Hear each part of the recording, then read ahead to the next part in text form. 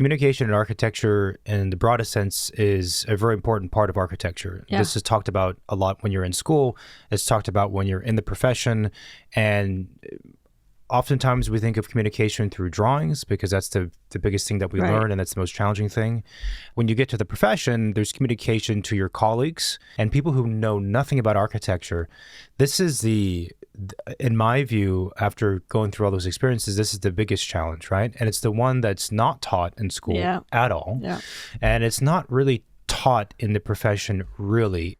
You're right. It's not something that's taught in school. And it's almost, most of it is kind of common sense. Like, good communication should be like anyone, any profession in any fields should be able to do that. Like I'm always amazed when I get like poorly put together emails from anybody that just, sends me an email and I'm like, come on. Yeah. Like it doesn't take that much to be clear, to be succinct, to, make sense. In general, architects are, when we're conveying through email to different people, architects are pretty good to work with in that regard, right? Because we are, as a species, detailed, thorough. We know what it means. We know when you require the kind of information that we require, therefore, when we give information, we tend to be very thorough and detailed about it. The aspect of communication where architects fall short is talking, right? And I'm not the best at it. I mumble. My words are always being slurred together. I skip over stuff. But I don't know. At least there's an attempt to communicate with the clients that we have. And I think you're right. I think architects are maybe good at communicating amongst architects. Yeah. But when you're talking to someone who is not doing what you're doing, it's very easy to forget that they know nothing about what you're talking about, or they know nothing about how the process is supposed to go. And just sometimes like trying to step into the other side's shoes to make sure that, things are making sense on their end is very important. So, and we are trained, if you think about it, we are trained to think about what it's like to be as another person, to think from the user's perspective. Right. What will it feel like to be in this space? What does the community, if it's a community-oriented structure, what do they need? There's a lot of like role-playing and imagination that we're taught. But we think about it purely from the perspective of the architecture and the building. We don't really think about it, or we aren't taught to think about it from the perspective of a working relationship with a client. So that's probably the focus of today. Yeah. So the first thing that I think architects are not very good at with clients is, the whole like onboarding process, right? Okay. When they got a client, the client's interested in signing on, and there is like some back and forth communication. Maybe the client is really quick at signing you on, and good for you. But even if, both parties are very excited in starting and getting going, I think it makes sense to take the time to kind of explain like what exactly you're providing as your services and what is in your contract. This is communication point number one. Like you can't start that working relationship on a project without making sure that everybody is on the same page, because it usually trickles from there. If there is misunderstanding or things that are not clear further down during the process of the project, something is going to come up that was not clarified at the beginning, that was probably referring to like, well, were you going to providing me this service, or was this in your contract? And then you have to go back 6 months and like explain like what was there. So I would say just before you start, just be clear, take the time to have a phone call, have a Zoom call, have an in-person meeting, go through page by page, make sure that they understand like what does an architect do, are you going to provide for this specific project if there is other people involved besides the architect, right?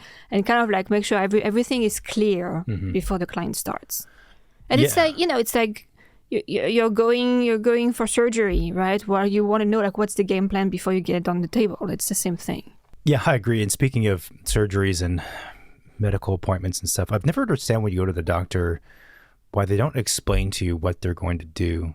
Maybe most people who are patients, they don't care to know, understand the mechanics. But for me, I'm like, I'd like to know exactly what's going to happen step by step, and tell me why each of these things is happening. It's funny, when I had all of my dental work done, Yeah. the surgeon that I had, I was always asking him a bunch of questions at every appointment, and I was like, oh, probably this type of patient who just like wants to know everything.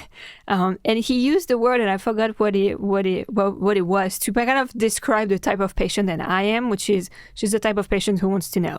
Yeah. And I was like, oh, it's interesting. Like, there is probably profiles of patients, and architects have probably profiles of clients. Yeah. You know, and yeah. That's a good point too. Like, not all clients want to know all of the details. So one of the things that I'm always working on, and it's difficult to do, is to understand who you're working with before you've worked with them. Yeah. And understanding who they are informs everything, but one of them is how you communicate to them. And specifically to the topic of services and contracts and onboarding, there's this threshold between what I feel they should know, what they need to know, and what they want to know. And those are not always like all the same thing, right? What I feel they should know is everything, because that's how I am. But also, just objectively, this is a long, complicated, very expensive process you're about to embark. For a lot of people, they're not, if it's a private client, they're not going to be doing a whole lot of buildings in their lifetime. So this is more or less a one-off, maybe a two-off, a three-off. So it makes sense that you should know what's going to happen the next 2, 3, 4 years of your life when you're spending millions of dollars, in the case of like a house or something, right? But the thing that's difficult is that the amount of information that one should be aware of for the entire 2 years of timeline is just a lot. It's an incredible amount of information. So it is unrealistic to expect any person, unless they're a genius or they're a type of person like you, to want to know all of these things or to be able to learn all of these things in a very short period of time, which is the onboarding process. So, and I say that because this is something I'm always thinking about, and I'm always adjusting depending who I'm speaking with. I tend to, as you can imagine, provide more information than less, but it's hard, right? Yeah. I will say that one way that we've addressed this issue, this challenge, is to put out material. So we have booklets, we have these recordings, we have things that we put out there into the world for people to consume on their own time in their own way through different medias. And not everyone's going to read the booklet, not everyone's going to read the website, but it's there, right? And that kind of alleviates the need to let's have a meeting for an hour, and this 1 hour I'm going to tell you, all the whole Bible worth of information, and a 3-hour meeting for that. Like, that doesn't really work. Yeah. So it's hard. It's hard. I mean, if when you're onboarding a client and you're describing services and contract, are there any key things that you want to make sure you hit, as opposed to just covering everything? You're right. It kind of depends also, like, is the client a green client or if they've done that before? True. If it's the first time they do a home remodel or new construction, you probably want to kind of like, explain like, okay, well, I'm an architect, but I also do like interior architecture. This is like the type of things that you can expect from me. Those are the things that I'm not going to provide. And it's, up to you to decide how you want to go about it. That's probably something that I would cover. The fee too, like how is the fee established and why you decided to establish your fee this way. Some clients are not necessarily understanding why you charge one way or the other, and you probably have a valid reason for doing that. So just kind of explaining that from the beginning. Usually people get it, and it makes sense to them. Payment schedule. They might also wonder like, well, when are you going to bill me? How much do I need to have in my bank account? Like those types of things. But I think makes sense. And of course, like the different phases, like kind of like the process. I think that's the thing that most clients are, I would say, interested in and also very anxious about, right? Is that the ones who've never done a project before, they don't know the milestones that they're going to go through. And there is kind of like, like you go to the doctor and each appointment, you don't really know what's going to happen. Are they going to take blood today? Are we going to do x-rays? Are we like, is it just a good checkup and everything's good and you come back next week? Like there is a little bit of anticipation. Also because in their mind, they have a timeline, they have certain expectation, but it's always the unknown. The kind of like the anxiety of the unknown. So just explaining the basic phases and kind of like what happened grossly in each of them. You don't have to dive into details. Like I think you can do that during the process to keep them informed throughout. But kind of like just paint a bigger picture. I think that's helpful. And that's really difficult to do at the very beginning because, and so in our space, we do most often single family houses. We've done a lot of commercial work. We might be doing more soon, but mostly single-family houses. And then and commercial versus residential are very different things, and in terms of the clients you're working with. It's hard with a house because when you first meet somebody, let's say you've spoken via email once or twice, you've had a quick phone call. Now you're meeting in person for the first time at the site or something, right? Even though you know each other through the other correspondence, you're still meeting kind of for the first time, and there's just so many unknowns. It's really hard for any professional to tell them like this will be the schedule, this will be the timeline, this will be the budget, this will be how everything's going to go exactly, because everything we design and build is a custom new product. It's a brand new thing that's never existed before. Yes. Some of the details will be the same from one project to the next. The codes will be similar depending on the locations. The materials, yes, we all have a set of palette that we work with for the most part. But still, like, it's different every time. So you're kind of required to reverse engineer from that final new thing, which is yet to be figured out, and then tell someone how long it's going to take and how much it's going to cost, which is really difficult to do. So I do think that speaking about stuff kind of in the broad scope makes sense. I think talking about projects from a like reference projects and comps makes sense. It alleviates the pressure of having to talk about your project. It's just saying this other project went this way, but that's that project. I don't know if this is your project is going to be the same. Sure, on paper, it's roughly the same square footage, roughly the same scope, and it's in the same region of the United States and the world, but that was a different client. I don't know what it's going to be like working with you. I want to state also that the explaining services and contracts and all that stuff, we're not proposing in this recording. This is not a how to get a client recording.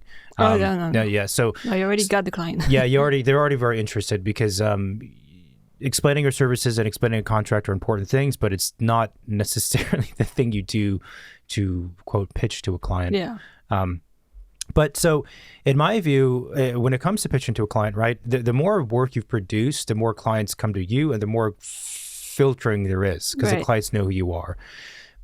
We kind of take that same approach with the stuff that we're talking about here, with the booklets and whatever else, right? So hopefully for the clients who do bother to read the things that we put out there, they come to us more educated already. I don't expect them to have memorized everything that we've put out there, but at least they're aware of it. And the other thing it does quite effectively for us, and I would imagine for any architect too, it builds a level of trust before you even met them, which is a very powerful thing. And it's not a fake trust, but I think that's what also good communication between the architect and the client ultimately brings to the project is the level of trust. And I think transparency is a big part of that trust building. Good open lines of communication between the two sides creates transparency, creates trust, right? So it's really not something that should be overlooked or that, you think you're not good at and you're never going to get good at. Like, I think anybody could get good at that, You have to force yourself. You have to force yourself, but I mean, if you're like a normal person and you're being honest, you're not trying to like cheat people, like I don't see why you couldn't do it. I think a lot of architects they're just awkward people. They are, but if you have a business or if you are high up in a firm and you're running, the client architect relationship, you have to be good at that. You cannot afford not to be good at that. I know. Well, here's the thing. My observation is that there are actually a lot of architects who have become moderately successful. Like they've had a business, they've made money, they've supported themselves and their families without being good at it, but it's just because they've been around forever. Oh, You know fine. what I mean? Was that successful from the client's experience side, though?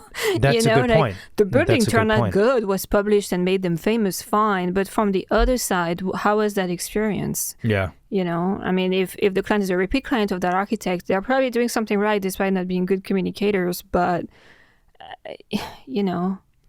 I mean, I feel like I've spoken with people and they've said, oh, I hired this professional, this architect or this whatever else, and they're really good, but they're really awkward and they're tough to speak with. And there's all these like kind only of wear black not and... positive things that they say about them.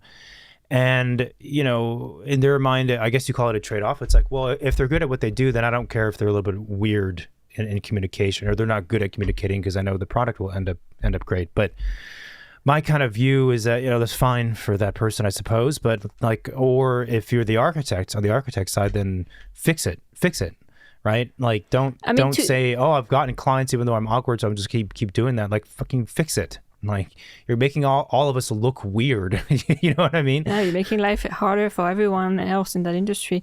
I mean, you know, sticking to the analogy of the doctor and the architects, and like how many doctors are super awkward. You know, That's and true. oftentimes I have to say it's surgeon.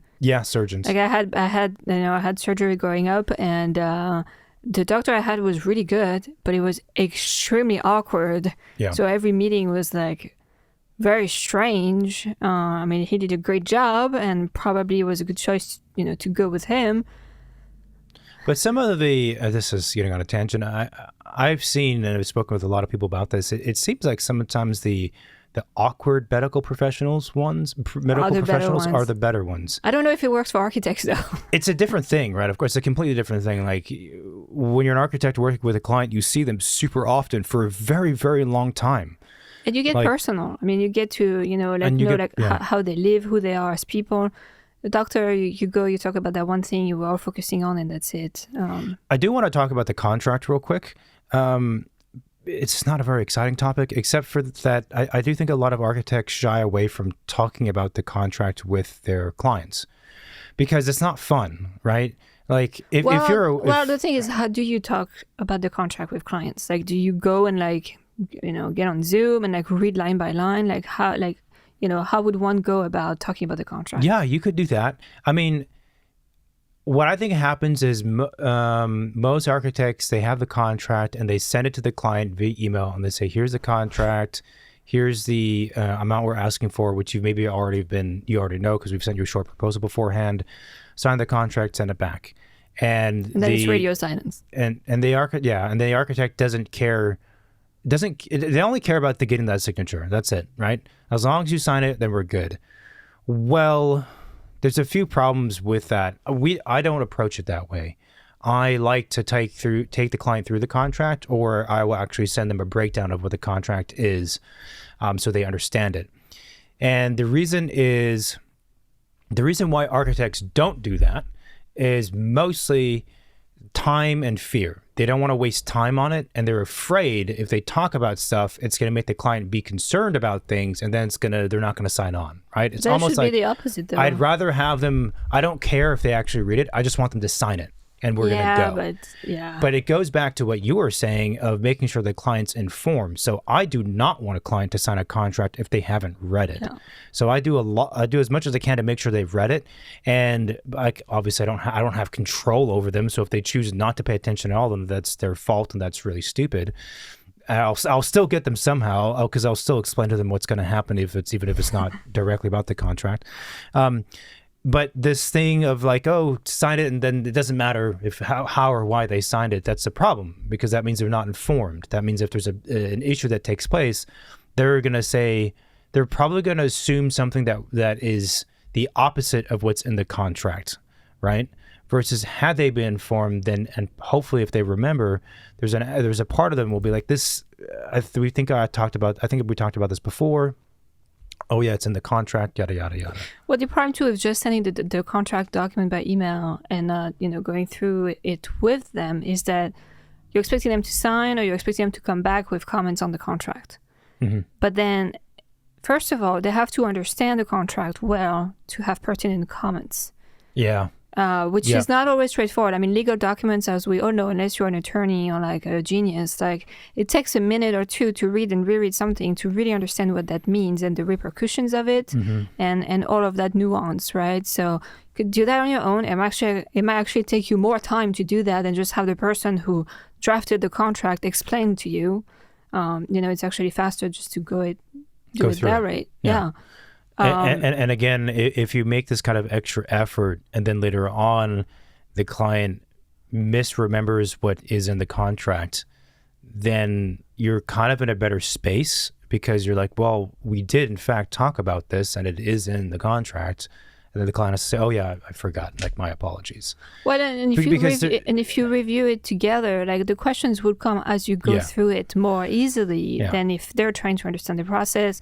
They don't understand the contract, right? They ask questions that actually don't make sense to what's written. Then you have to explain things. It's actually more cumbersome than just sitting down, looking at it together, and going through it. But that's the thing, though, right? It's going through an 8-page or 11-page or however many pages you have document is not pleasant.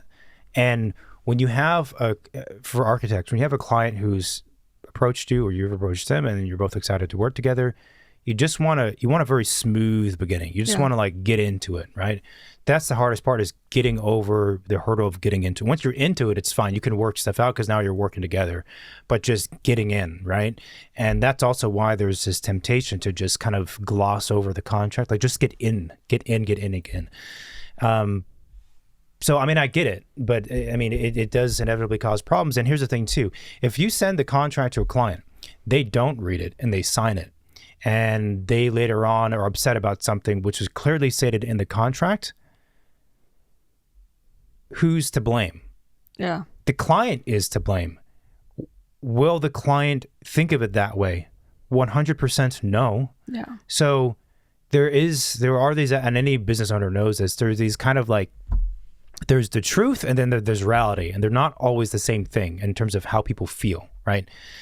So you might be in the right about something, but if the client's pissed off and they subconsciously blame you, even though they know it's not your fault, that's still a problem for you, right? And there's really nothing you can do to get around that. And stating repeatedly, "Not my fault, you didn't read it," is not productive. It doesn't help anything. I mean, it's like you buy something, or you do a subscription to an app or a platform, and you don't read the fine print. Yeah, it's on you. You should have read the fine print, but also you feel like you've been cheated. Like there is a feeling of, there's not a good feeling about it, right? Like you feel like, well, I've been taken advantage of in a way, and that's not a good thing. There is a threshold. I mean, to be honest, also, I'm not in the business of babysitting clients. We help them and keep them informed, but there's also some people are just like, they don't have the emotional intelligence, the emotional maturity to be in working relationships with people. And to be honest, I'm like, then don't work with me. I don't care to work with someone who's just not an adult. We don't take 4 years old limits, clients. right? Like I'm not your babysitter. Like, grow up. So the next thing, but it is true. I mean, there's so much we can do. Like, it's a two-way relationship. So once the projects start, there's communication through the drawings, the documents, the presentation, being clear in presenting your ideas, which is very much what we've been trained in during school, right? Like kind of like pulling together the whole design presentation and the communication of that presentation, which, I think we had other recordings talking about how to present things, which covers that. But there is something important during those types of meetings with clients, like design meetings, right? I feel is that, and it, each architect might have their style about how they communicate their design ideas to clients. Like, some people might be like, okay, here it is. This is the project. And there is one option. Some people might be like, here is everything I've tried, from 0 to 200. Yeah, which I don't recommend. And step in my brain, that's their style. And then there is other people's style, which maybe is like, okay, well, I've done 0 to 100, but I narrowed it down to 3 for you. So now we can talk about these 3. Yeah.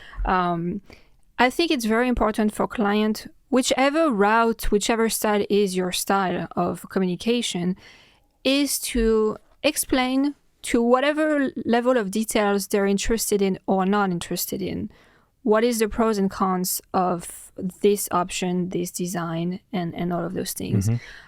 Some clients, like, me going to the dentist, are very interested in knowing, like, well, why is this, facade better than this option? Or why is this floor plan better than, option 2? I don't understand the difference. They both look good to me. Like, why can, one is better than the other?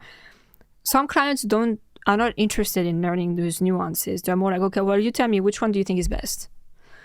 But I think it's important to explain that, because it just kind of tells the client how we think as architects, like how our brain is made of, and how we approach things, how we rationalize and create.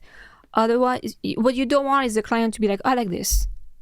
You kind of want them to understand and feel comfortable in the decision they're making when they said, this is the option I want to move forward with. And that they kind of like fully understood why they want to go forward with this option and not the other, like 1, 2, or 100. Yeah. I agree. And it's one of the ways that architects distinguish themselves from other professionals is that, again, we operate in the space of the why questions, right? The why questions are how we arrive to the proposals that we show the client and the solutions that we create, right? They're governed and dictated and built on a foundation of why. And I agree. I think it's doing the client, yourself, the professional disservice if you don't explain those things. I think I've said it before in here. I think it's silly to not explain those things. Yes, some clients have very little interest in it. Some clients have very little time, and you have to always massage and sculpt what you're saying for the situation. But, I can take half an hour to explain why a floor plan is great. I can take 30 seconds and explain it as well. Yeah. I can do it in 10 seconds if I really need to. That's one of the things you learn in school, is how to explain things long format and super, super short format. And it's not easy to learn that. It's a skill to be able to do that. I worked at an office, and we had I think it was the president, but we had this person in the office who was at like the very, very top, right? And obviously, if you're that important at this big office, you're not drawing stuff, you're not drafting stuff, you're not rendering stuff, you're not there. You're flying around the world, in his case, going to all these meetings, and he's scattered. But he would participate in design presentations pretty often when needed, when you need somewhat of that kind of weight to come in. And he had this skill, I think a lot of architects do, but he was really good at it. A team would do work, like a couple of weeks of work, so a lot of work, produce the designs and whatever. But sometimes you need El Presidente to be the one giving the presentation. You just need it, right? But he wasn't the one working on it. You would give him the presentations. He would flip through it, be like, I got it. And he'd present the thing, and it would present it as if he was the only person working on the project. I mean, and he knew it that well. It was pretty remarkable to witness. That's kind of an extreme example, I think. Someone who's like just highly skilled. That's also probably why they're in that position, that ability to step into a foreign situation and just get it immediately. But you kind of need to adopt that skill set, right?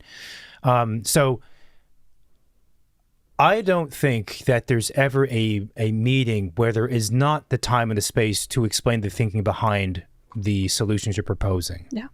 I'm kind of flashing back to high school when I don't know if it was the same for you, but when you're in math class, like calculus or like whatever it is, right? The teachers are always saying, always show your work. That's the Americans. They always say that students, show me your work, show their work. Meaning to say, if I give you this complex problem and you write the answer is 3, I don't want to see that. You have to write in pencil your process and how you got to the solution 3, because I need to understand how you got there from a teaching perspective. But the same thing applies, right? And the reason why it's important is, one, it communicates the value of yourself and the profession through education, right? And really educating is the thing. The client is becoming educating about architecture. not that we're missionaries, but they become educating about that, and they become educated about their project over time. And what you want from the very beginning of the project until the very end is you are working with them and you're building on this new thing you're creating. So when you get to, third way into the project, you have a foundation of knowledge, of shared knowledge. So when you present the next thing to them, you are both have a shorthand and they get it. And you have less of an issue of them a third way into the process saying, oh, well, why don't we make it all like a big circular spherical glass thing? And then you're, as an architect, you're like, what the fuck are you talking about? That has nothing to do with anything. And that happens, because you have bad clients sometimes, or they disappear on you. But also I think it happens because architects don't bother to like legitimately explain their thinking all the way through. So that produces a high likelihood of unpredictability, because there was not a foundation built. There was not a language that was discovered between the two of you. It's just been solution, yes, no, solution, yes, no. That leads to unpredictability, right? So... yeah, and I think you're right. It also comes from like the client's personality and who they are. There's some people who are just not capable of thinking conceptually and understanding those like bigger ideas. Let's just face it, right? Yeah.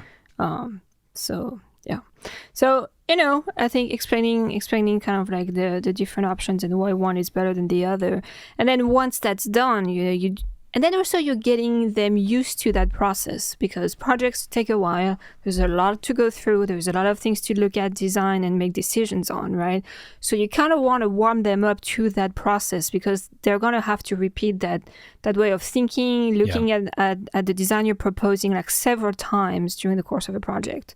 I agree. And also, this kind of goes back to one of my irks with the profession on architects, is that architects are really good at complaining about clients, right? Yeah. and sometimes that's warranted, but it's like, it's never the architect's fault when you talk to an architect. And I find it kind of annoying. I get, again, there are some clients that are just not great to work with. That's definitely true. But it's also like, but if you've never explained to them what's going to happen and you never gave them a chance, then what are you expecting, man? Yeah. Like, and I think sort of on a tangent, I think what happens is that an architect has a bad experience once, right? So the next time they do the opposite of what they should be doing, which is they don't even bother. Like, I'm not going to bother explaining this and that. Like, I just want to get through. I just want a yes. Yeah. That's all I care about, is the signature, the contract, and then a yes at the meeting, and the next yes, and then the payment. That's it. Because I had a bad experience and they just don't get it. And then you do that enough times, and now that architect, their default thinking is, no one gets it, they don't get me, I just need to get through and get the yes. And I'm telling you, as someone who takes the opposite approach, that if you take the opposite approach and you give people a chance, right? You be a bit more optimistic and you say, I am going to explain what I think they should know, hopefully in a succinct way. And I'm going to give them the opportunity to hear my true, honest thinking as to why this is good or bad. It does work. A miracle. It works. Does it work every time? No, of course not. Exactly. You said not all clients are on the same wavelength, but it does work, right? And even if they don't fully understand what you're saying and they don't care to hear it so much, it also still has this positive side effect of them thinking, well, I don't quite get it, but cool. Well, and I think also for your own well-being as an architect, you have to do that and be like, I did what I was supposed to do. True. And then they don't get it. There's nothing more I can do here, right? Yeah. Rather than not do what you're supposed to do and just feel misunderstood for the rest of your career, because it's just not, it's not sustainable. Here's a kind of a weird thing I'll say about that too. Because in essence, what we're talking about right now is the architects conveying things that clients don't understand, because let's say they're more conceptual. That's the aspect of these conversations that are more difficult. Like, sure, yeah. Explaining this room needs to be this big because then you can fit in this room. It's an easy thing for anyone to get. Budgets, schedules, everyone understands this stuff. But design is more challenging. I don't know if this is good or bad, but it's a reality. The other thing is that if a person's bothered to hire like a legitimate architect and they want something nice in the end, even if they don't think conceptually and they don't understand design, and even if they don't have any interest in talking about design, but they still want the thing,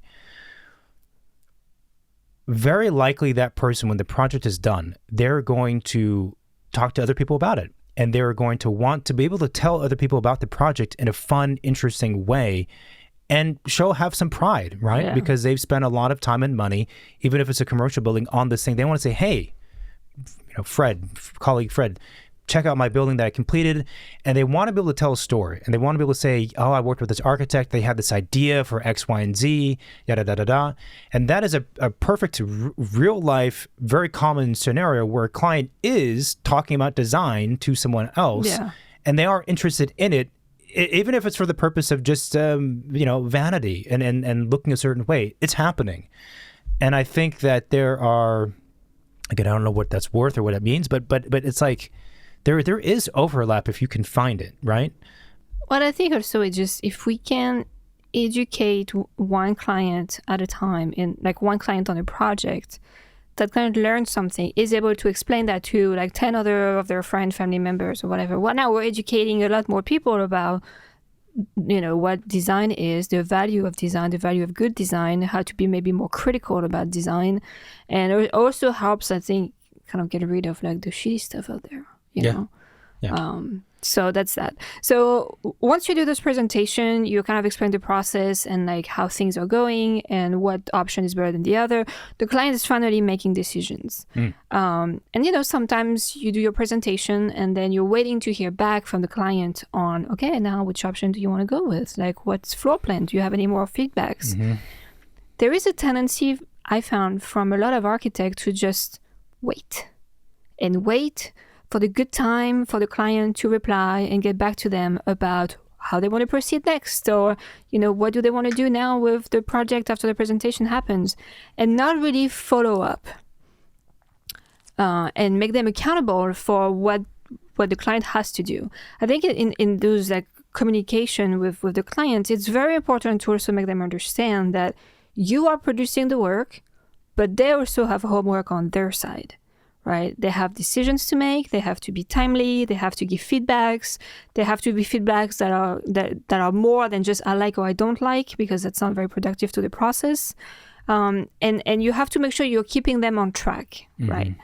If you just wait to hear back from the client, you might never hear back from the client because, first of all, a lot of the time, they don't know what they're supposed to get back to you with. They don't know when you need that answer. They don't know how you need that answer. If it's an email, like, do I have to sign something? Do I get the sample to approve? Like, what's the process, right?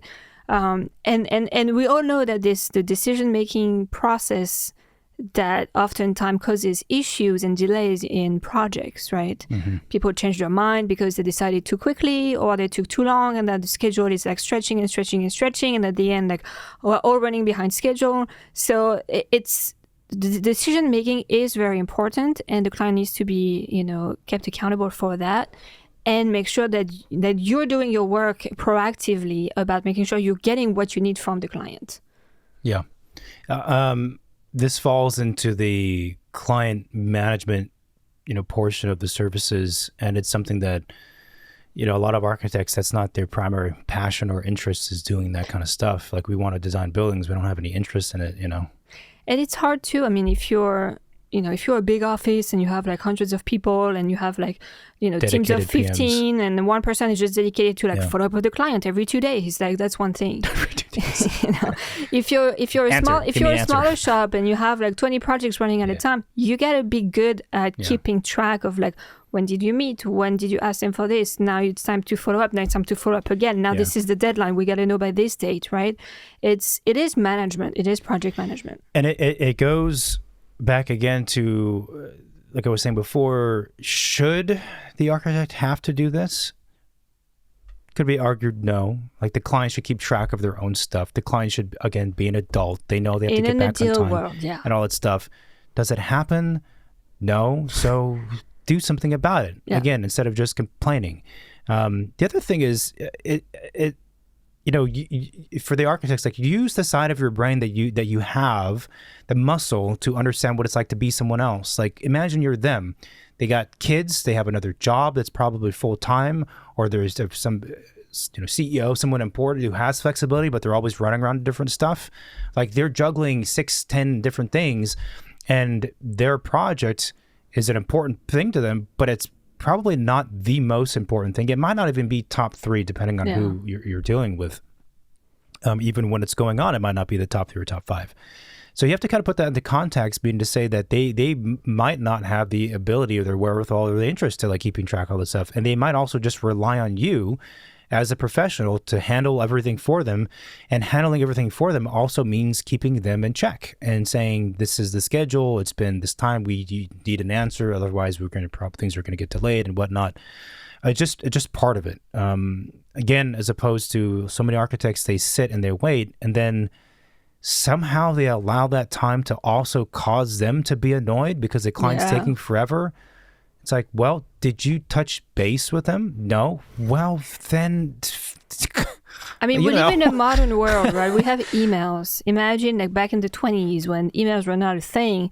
You had to like get a hold of a phone and like get a horse and a pigeon. I mean, it was like a lot more work, right? Now you can even schedule email. So if you haven't heard back from your client in a week, you can like have it scheduled so it automatically, follows. So you don't even have to keep track. You don't even have to be good at doing project management.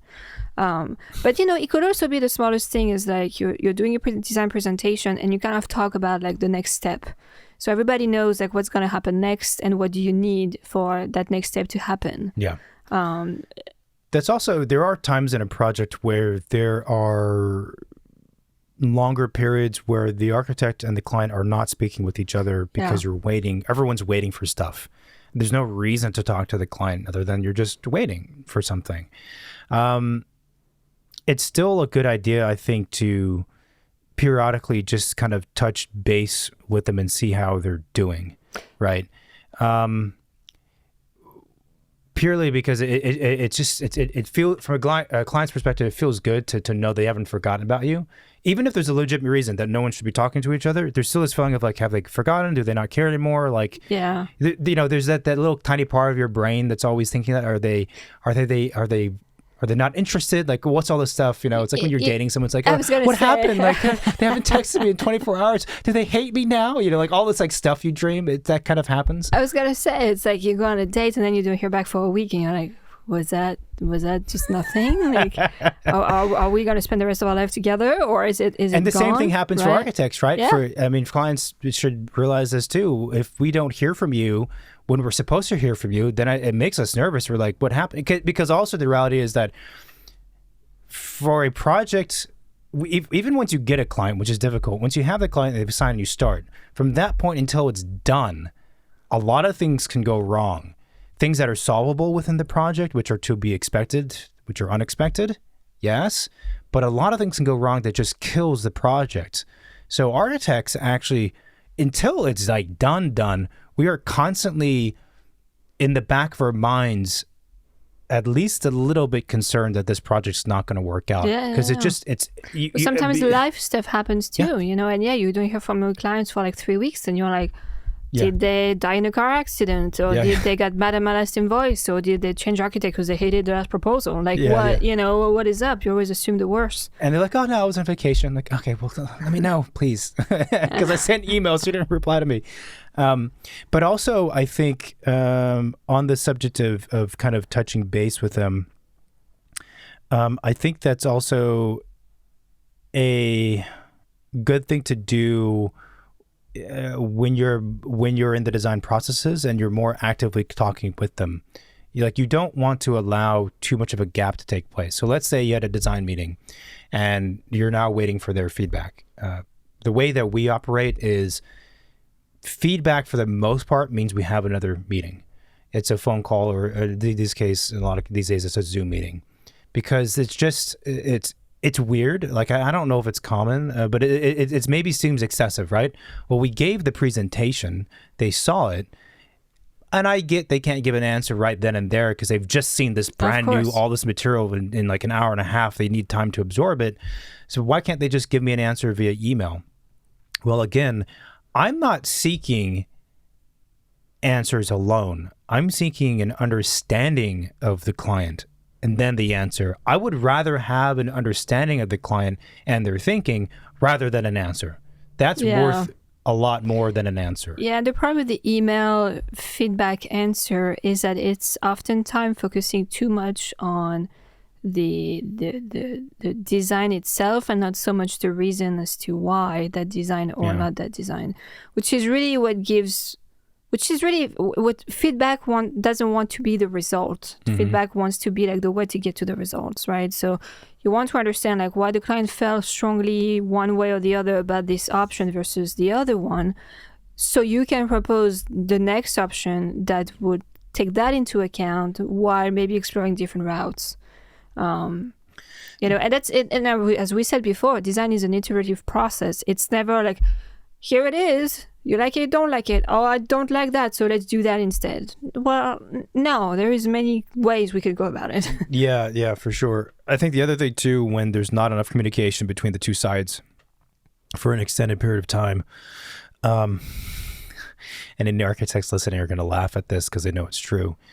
When a client, quote, disappears for an extended period, the chances that they're going to come back with some new design idea, which has nothing to do with the project and makes no sense, but they were suddenly inspired by their trip to Tuscany or whatever, right? That happens very often. And I can hear the listeners being like, it's probably people listening like that just happened to be last week. Being inspired by other things is not a bad thing. It's not like we're trying to deter people from that. But I think maintaining more consistent communication, frequent communication helps that. So at least you're able to pivot and move with them or correct their course if they start to veer off, if that's the case. That's not always the case. I was in an office and working at an office back in previous times, and we would have like really long gaps between seeing the client, gaps between communication. Sometimes it takes a long time between design meetings, and that's what it is. But you should still have some kind of communication going on between that time. And we just didn't do that.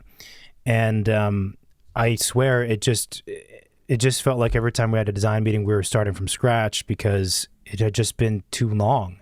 And I don't think in that case, in that office, we were not doing a lot of the stuff that we've outlined here, like explaining stuff and process and understanding whys and all those things. So it was really hard. And again, a lot of things at play in that example I'm thinking of, but I think one of them was that we just let too much time go past without talking to them at all, and then people veer off. But there is kind of a momentum to the project too. There's a life to the project. There is a life to the project, and you want to maintain. Yeah, it's like a heartbeat, right? The project has a heartbeat. The beginning, it's very fast, and then eventually, like the heartbeat kind of slows down as you move through construction and toward the end. But you do want to maintain the heartbeat. When you're losing it, it's not a good sign. The blood stopped circulating, the oxygen didn't feed the brain, and eventually things got lost in between, and that's just not... Resuscitating is very hard to do. Resuscitating it has damages. But it doesn't take much just to keep the beat going. And that's what I'm saying. It doesn't have to be a meeting in between meetings. It could be just an email, a phone call, or even something like, hey, how's it going? I don't know, something. You need touch points, right? To keep the thing moving.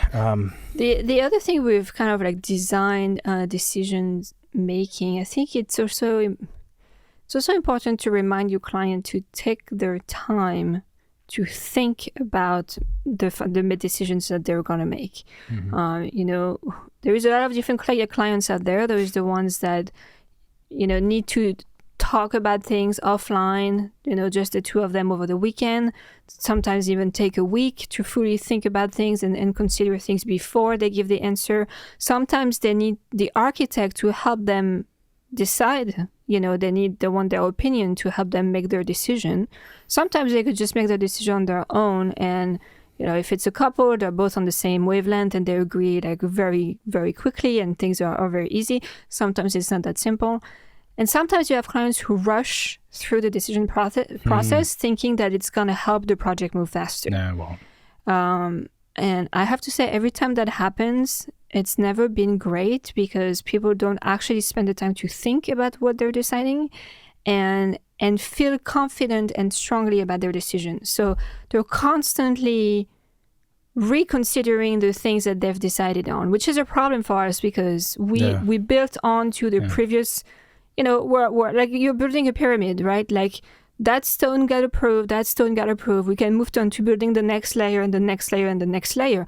If you're still reconsidering the first layer stone, wow, that's going to crumble in that corner. Or like you can't do that. So it's not helping the process to move too fast in the decision. I think clients have to be confident. They have to take their time to think about it, consider the other options. If they have questions or doubt, voice that to the architect to make sure maybe other things are being explored and talked about. But yeah, moving too quickly, and you can make the wrong decision on project for sure. Yeah, I agree. And I think if you talk to any contractor, and you talk to an owner's rep, and owners reps are interesting people because they have a very unique kind of fly on the wall perspective of everybody. What you said is something that they would agree with, and they've said it, I think, on the show numerous times. Like, if you're a client, what are the things you can do to be a good client or help the process? One of them is make decisions you're confident in. Make good decisions. It's amazing how often we will hear that as the answer on their own. I don't prompt people. Make good decisions, meaning make decisions that are on time, not late and not rushed, and that you're confident in, and you're not going to change your mind. Now, it's perfectly normal for someone to change their mind, though, right? Because some decisions, some things require time. And it could be that you've taken a week to think about it. You discuss with your partner, and you're like, yeah, we feel very confident in this. And life goes on, and you evolve and change a little bit over the course of a few months. A few months is enough time for a person to change to a degree. And then you're like, I don't know about that thing. That, we can't help that. No one can help that. Yeah. That's normal. But as much as we can, we should not have that happen. And I do agree that there are clients who just they rush. The unfortunate and fortunate reality of these projects is, apart from professionals being extremely unprofessional and just disappearing or just being lazy and making promises they can't hold and just not doing anything, they should be doing something. That aside, the schedule of the project is going to be what it's going to be. Any design office can't, there's a certain pace they work at. They can't really exceed that pace without quality suffering dramatically. Contractors cannot exceed a certain pace because they're limited by physics. Just the reality of how long it takes to do stuff, for materials to arrive, to get labor that's available. Like, there's just things the mechanics to dry of and it. Cure, Things to dry and to cure. And clients, you need a certain amount of time to think. You can try to rush yourself, but it doesn't work. So this is like the thing I'm always hesitant to say, because clients are like, no one wants to hear this, but it's kind of going to be what it's going to be. That's also why, if you talk to an architect, if you have this project and you were to speak with a bunch of professionals, architects, contractors, and anyone educated, and somehow we all knew what this project was going to be, and you said how long it's going to take, we'll give you a timeline. The timeline, all the professionals, assuming they're of the same quality, will give you roughly the same answer, right? It'll be the same. And then you have clients who are like, okay, well, I'd like to figure out how to hack the system and the process. Let's shave off an extra 8 months. And most professionals will say either no, or they'll say sure, knowing it's not going to happen. It's never going to happen. It's funny because you never hear a success story of any architectural project. It was like, hey, we hacked the system. We did it in there's no hacking of systems. And we made decisions within seconds, and the project turned out to be the best project in the world. No, it never happened. The thing too with that is if there was truly a way to make everything more efficient that dramatically, do you think I would not be doing that myself? Well, that's the funny thing with hacks, right? Is that if you find a hack that works, it goes viral. So, I haven't been aware of any architectural design hacks that's gone viral that solve everybody's problem. I feel like it's there isn't. On the subject of communication too, and these kinds of things. That's where I think an owner's rep is a very interesting person, because a lot of what we talked about too is again client management, and they have the ability to do that and not have any pressure of upsetting the client, because what do they have to lose? Like, architects have a lot on the table because it's our design and our passion and the things that we're creating. And if something goes awry, the risk that we have is that what we've created is not going to happen in the form that we believe it should be, or it's not going to happen because it's not going to get built, or like whatever.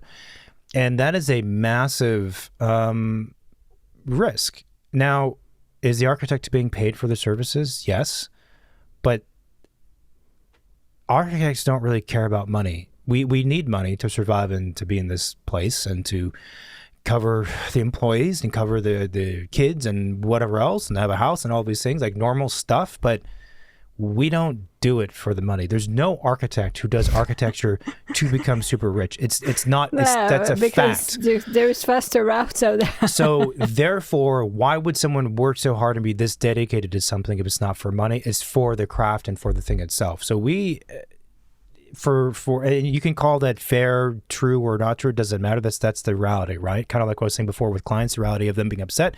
The reality is that architects, they always feel like they have a lot at risk and they're giving up a lot, or they're giving a lot rather, I should say.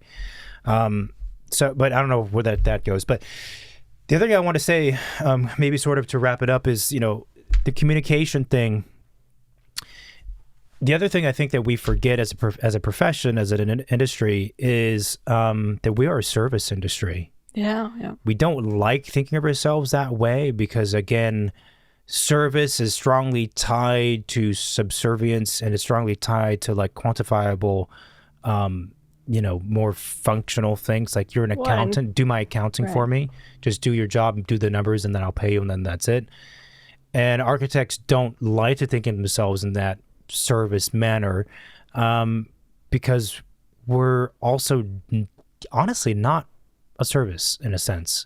We are a service, but we also provide a level of expertise for something that's elusive, where we're kind of commissioned, kind of like we're artists. Yeah. And you could say an artist is in a service industry because they have a product or a thing they're selling, but artists are not really in the service industry. No, they're not serving anybody. But you could say they do because they sell a product to a client, a physical thing. But anyway, so architects are on this threshold, right? We're in the service industry, but also we're kind of not because of what we do. But on the thinking that we are in the service industry, that means that communication has to be thought about. Yeah, no, I think totally, and again, if it's your business. Yeah, business. You can't just be thinking about it as like, I'm doing my architecture in my own bubble. Like, it doesn't work that way. For sure. I think approaching it and understanding it as a business is critical. Obviously, that mostly applies to people who are business owners or, again, higher up in offices. But it's and to me, all this points toward this is not just about. I don't want it to sound like that this is us just saying that you architects have to put in, quote, extra effort just to, again, make things easier for clients, right? That is, I think, I don't call it extra effort, but I think you have to put in that effort. But I think it also, in my mind, is more broadly about helping more people understand and appreciate what we do. And I think a part of that effort is being better at communicating the non-fun stuff and being more on top of project management and client management than architects are. And I think too, like, if you're an architect and you've had problems with clients on projects, kind of like looking back and thinking, where do these problems came from? Yeah. And I could probably bet that at least 50% of them had to do with some form of communication. Oh, yeah, absolutely. So. And all this also helps the critical task of making sure that expectations align with what's possible. Of course. So there's a lot more to talk about with communication and architecture, more from architectural design kind of standpoint, like drawings, graphics, presentations, and things like that. But I felt that this was important. And again, I think maybe we'll do another recording on the communicating to other people and to clients about what you do, how it works. It doesn't always have to be a phone call or a Zoom call. Like, if you put out a message through your branding, your mission statement, your website, your other online presence, which is part of being a business now, right? Yeah. That is part of the mix. Like, there are multiple ways to do it. Still think we need to learn how to be less awkward in front of people, though. That would be a very good thing. You know, every time I meet an awkward architect, I'm like, man, like who's hiring you? Who's hiring you? Like, I don't think I would feel comfortable working with you. Like, I know. This is weird. Yeah. And these are long projects too. I got 2 years of working with this weirdo. And when these people get the clients and you're like, looking to get clients, I'm like, how did you manage to get any clients being that awkward? I mean, I think I'm pretty normal, so I don't know. Like some people, they're just that way and it's more challenging for them and whatnot. I'm not expecting everyone to be turned into like a public speaker, but maybe people feel bad and that's why they hire these types of awkward architect. maybe that's the secret hack. I don't know. But yeah, they're like, concrete. What is wrong with you? Like, mumbo, not looking. Be normal. So anyway, I think that's it, right? I think that's it. Yeah. So, and if that's it. Okay. If you have any thoughts or comments, let us know. You can find us on social media. We're mostly on Instagram. If you like what we're doing, then support the show by leaving a review in the Apple Podcast app, Spotify, or YouTube, where you can like, subscribe, and all that kind of good stuff. What else? The IG handle is Second Studio Pod. The website is also Second to Studio Pod, where we have 400 and some odd episodes on the social media and everywhere else. We have like clips, quotes, work images of guests, all that fun stuff. If you have ideas for us for these fellow designer episodes, you're like, I would like to hear this topic be discussed, and it's about architecture and design. And we'll give you a shout out on the show if you do that. Then let us know. We're always looking for good ideas or guest suggestions.